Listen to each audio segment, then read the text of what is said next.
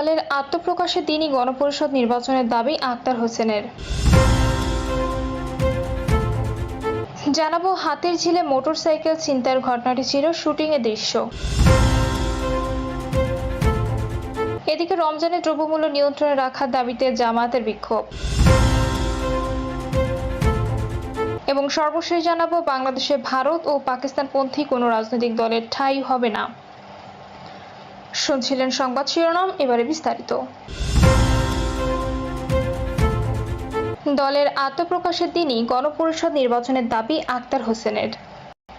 জাতীয় নাগরিক পার্টি নামে নতুন রাজনৈতিক দলের আত্মপ্রকাশের পরপরই সংবিধান সংস্কারের জন্য গণপরিষদ নির্বাচনের দাবি জানিয়েছেন দলটির সদস্য সচিব আক্তার হোসেন।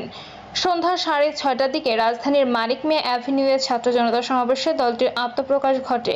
শহীদ মোহাম্মদ ইসমাইল হাসান রাবির বোন মিম আক্তার দলটির নাম ঘোষণা করেন।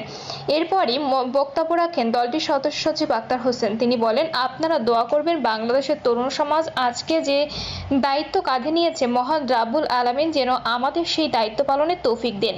তিনি আরও বলেন, তরুণরা স্বপ্ন দেখে আগামী বাংলাদেশ নতুন এক সংবিধানের মাধ্যমে পরিচালনা করা হবে।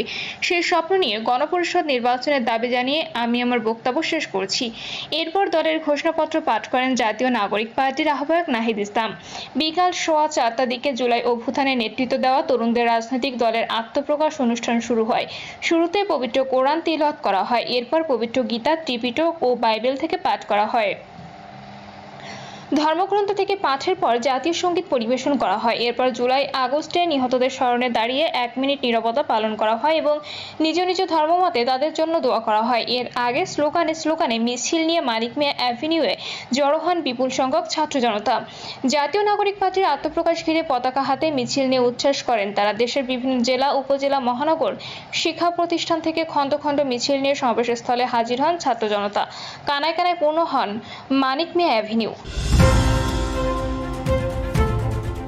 হাতির ঝিলে মোটরসাইকেল ছিনতাইয়ের ঘটনাটি ছিল শুটিংয়ের দৃশ্য।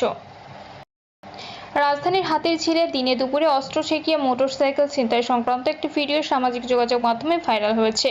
এর পরিপ্রেক্ষিতে ঢাকা মহানগর পুলিশের পক্ষ থেকে ঘটনার বিষয়টি স্পষ্ট করা হয়েছে।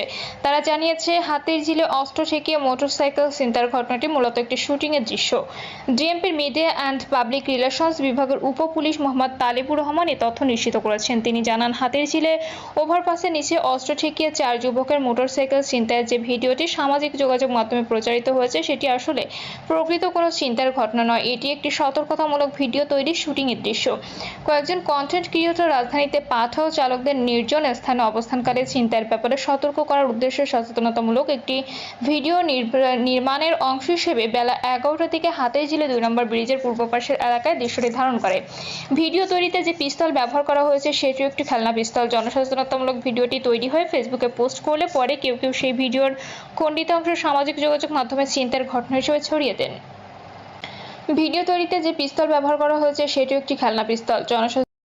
জনসচেতনতামূলক ভিডিওটি তৈরি করে ফেসবুক পোস্ট করলে পরে কেউ সেই ভিডিওর খণ্ডিতাংশ সামাজিক যোগাযোগ মাধ্যমে ছিনতাইয়ের ঘটনা হিসেবে ছড়িয়ে দেন। পূর্ণাঙ্গ প্রকৃত ঘটনা না জেনে সামাজিক যোগাযোগ মাধ্যমে এই ধরনের খণ্ডিত ভিডিও বা সংবাদ প্রচারে জনমনে শঙ্কা ও নিরাপত্তাহীনতা সৃষ্টির সম্ভাবনা থাকে। প্রকৃত ঘটনা যাচাই না করে এ ধরনের খণ্ডিত ভিডিও বা সংবাদ প্রচারে সতর্ক থাকার জন্য ঢাকা মেট্রোপলিটন পুলিশের পক্ষ থেকে অনুরোধ করা হলো।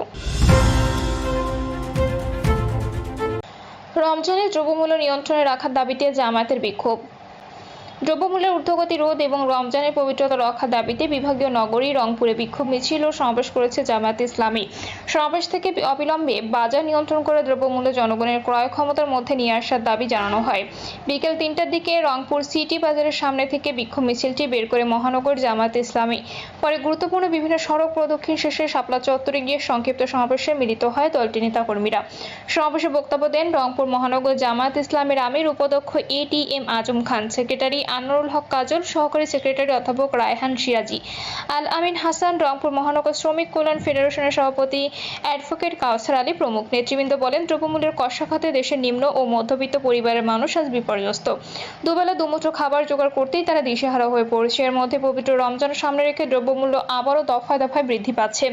বাজার নিয়ন্ত্রণে অন্তর্বর্তীকালীন সরকারের ব্যর্থতার সুযোগ নিয়ে ঘাপটি মেরে থাকা ফ্যাসিবাদের দোসররা সিন্ডিকেটের মাধ্যমে নিত্যপণ্যের দাম বাড়িয়ে জনগণের পকেট কাটতে ব্যস্ত রয়েছে। করেছে। জামাত ইসলামীর নেতারা আরও বলেন, সাধারণ মানুষ যেন নির্বিঘ্নে সেহরি ও ইফতার করতে পারে সেজন্য প্রয়োজনে সরকারের পক্ষ থেকে ভর্তুকি দিয়ে হলেও রমজানের দ্রব্যমূল্য নিয়ন্ত্রণ করতে পারে। খেজুরের উপর অতিরিক্ত শুল্কের ফলে খেজুরের মূল্য অস্বাভাবিক বৃদ্ধি পেয়েছে। সিন্ডিকেট ভেঙে দিতে নিয়মিত বাজার মনিটরিং করতে হয়।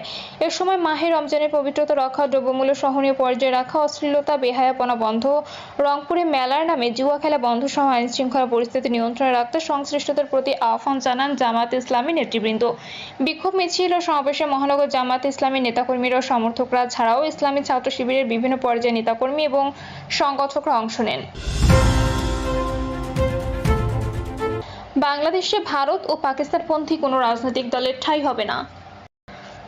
বাংলাদেশে ভারতপন্থী ও পাকিস্তানপন্থী কোনো রাজনৈতিক দলের ঠাঁই হবে না বলে মন্তব্য করেছেন নতুন রাজনৈতিক দল জাতীয় নাগরিক পার্টির আহ্বায়ক নাহিদ ইসলাম। তিনি বলেন, আমরা বাংলাদেশকে সামনে রেখে রাজনীতি ও রাষ্ট্রকে বিনির্মাণ করব।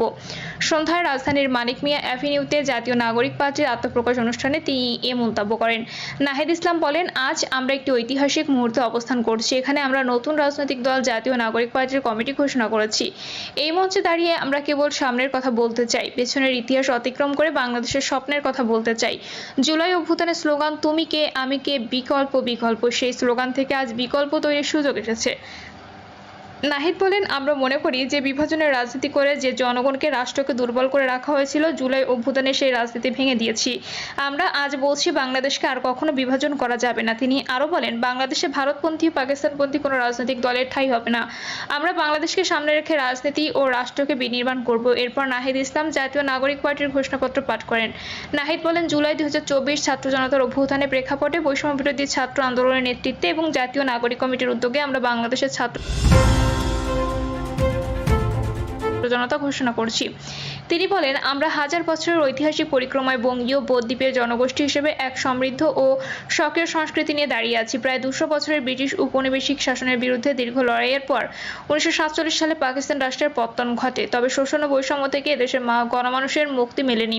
ফলে দীর্ঘ 23 বছরের সংগ্রামের ধারাবাহিকতায় 1971 সালে মহান মুক্তিযুদ্ধের মাধ্যমে লাখো শহীদের রক্তের বিনিময়ে স্বাধীন বাংলাদেশ রাষ্ট্রের জন্ম হয়। কিন্তু স্বাধীনতার পর দীর্ঘ সময় ধরে বাংলাদেশের জনগণকে বারবার গণতন্ত্রের জন্য লড়াই করতে হয়েছে।